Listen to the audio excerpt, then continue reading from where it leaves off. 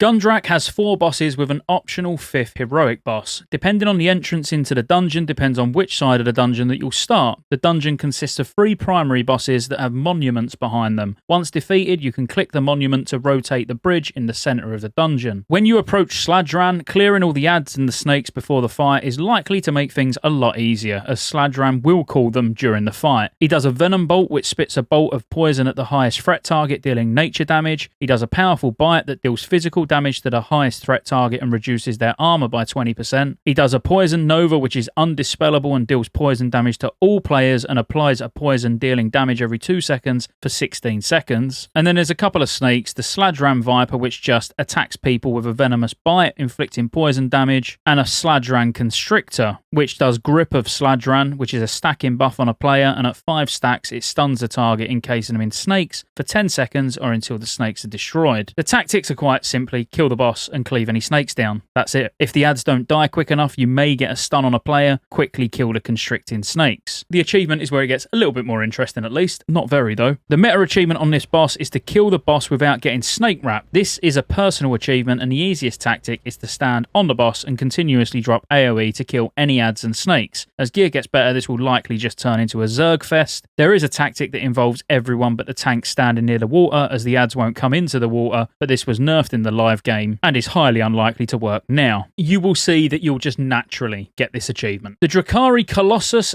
/ Elemental is 2 bosses in one. So as a Colossus, he's got a mighty blow that inflicts physical damage on the highest threat target. He's got mortal strikes which strike the highest threat target with physical damage and applying a 50% healing reduction. And then it's got Emerge, which at 50% and 0%, the Drakari Elemental emerges. The Elemental's got a Mojo Volley which fires a volley of nature damage at 2 random targets. It's got a Surge which surges forward, and anyone hit by the surge takes nature damage and additional nature damage every 3 seconds. And it's got Merge, where at 50%, it will remerge into a Colossus. The tactics again, very simple. It's a 2-phase fight. The Colossus consists of heavy tank damage and a mortal strike healing reduction effect, so just nuke and do big healing on the tank. The elemental phase consists of AoE damage. The surge is likely the mechanic that will cause wipes. Avoid it. The hitbox is bigger than it looks, and try to get as far outside of the charge as possible. You'll also notice slime on the floor. Move out of it. It does a lot of damage. Moorabi in phase 1 has Determined Stab, where he stabs the highest threat target, dealing physical damage that cannot be blocked, dodged or parried. He also has a Ground Tremor that deals physical damage to all players and stuns everyone for 2 seconds. He's got Numbing Roar, which shouts at all targets within 60 yards for 5 seconds, reducing spellcasting speed. He's got Mojo Frenzy, which increases spellcasting proportional to the amount of damage taken, and Transformation, which is interruptible, and he transforms into the avatar of Mamtoth, increasing physical damage by 25%. As Mamtoth, he's got Determined Gore, which attacks a player, dealing physical damage that cannot be blocked, dodged or parried, and applies a dot, dealing physical damage every 3 seconds. He's got Quake, which is similar to Ground Tremor, stunning all players for 2 seconds, but now it does party-wide physical damage as well. And he's got Numbing Roar still, but this time it now shouts at players in the party, applying a 50% casting speed reduction for 5 seconds. The tactics of how you want to kill this boss are exactly the same as how you want to get the achievement, so you should just do both at the same time. You want to keep Moorabi as his human form for as long as possible, and eventually the boss may stun and transform too quickly to be interrupted, but once he's in Mamtoth form, he'll do increased damage to both the tank and the group as a whole. So ideally, you want to kill it without ever going into Mammoth form, which is exactly what the achievement is. It requires good interrupts and massive burst damage. The lower the boss's health, the faster he casts, so maximize damage and interrupts. Potentially consider a PvP trinket on players who are going to interrupt here. Ek the Ferocious is an optional and heroic only boss. He's got Ek Bite, which inflicts physical damage to the highest threat target.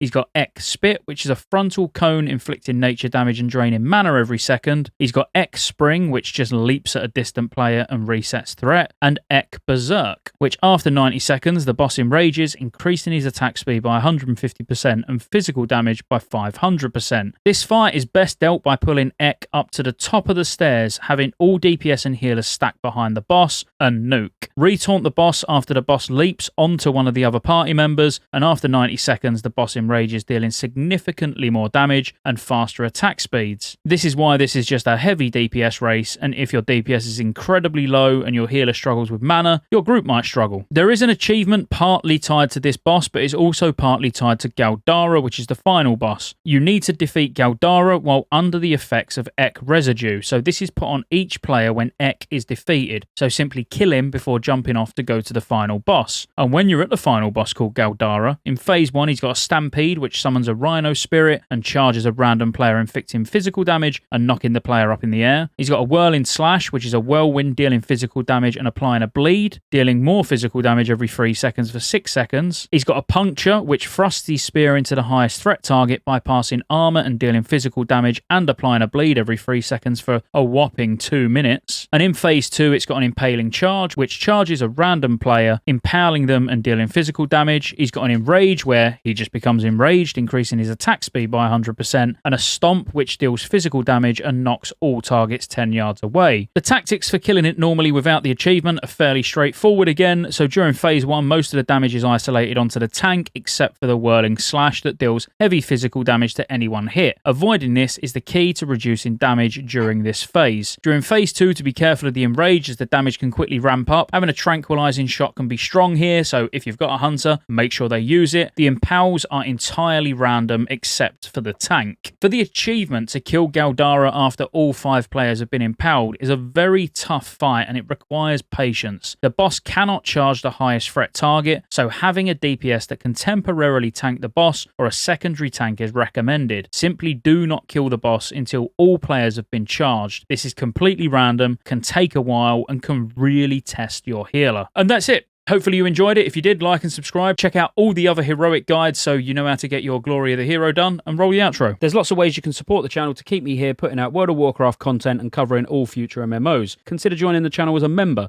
You get access to emotes, everyone will know you're a member when you comment on future videos because you get a nice icon next to your name, and you get access to members only videos, which I'll be putting a lot of on the channel throughout the year. Additionally, there's a Patreon link in the description as well. Thank you for watching all the way to the end, and I'll see you on the next one.